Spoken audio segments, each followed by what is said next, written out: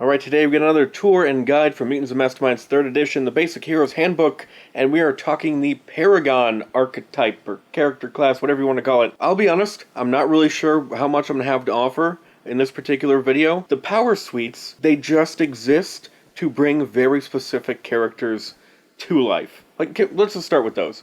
So, we have a Patriot. Who do you think that's going to be about? Huh? Want a hint? We have a patriotic shield, and you can throw it to do damage.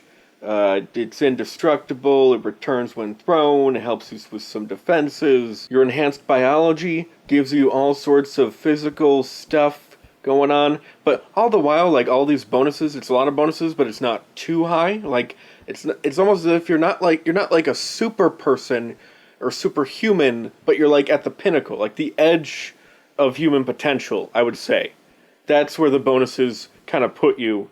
You get bonuses, but not too much. And we get a whole mess of skill and advantages to add to your character. A ton, if you play the Patriot. It's almost as if you have all this previous experience. Maybe you fought in a war or something. That's how much combat focus we have here. Also a pretty good leader. Probably led in that war to some extent. We get some help with some talking and leadership stuff that's in here. That's the Patriot. Look, I get most people are going to pick a favorite character and just can I be that? I get that's how most people aren't very creative, especially when it comes to Supers games for some reason. I don't know why.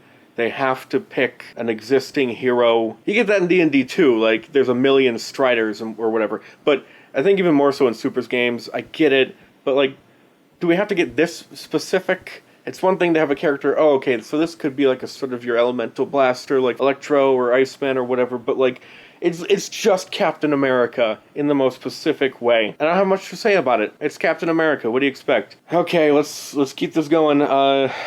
Strange visitor.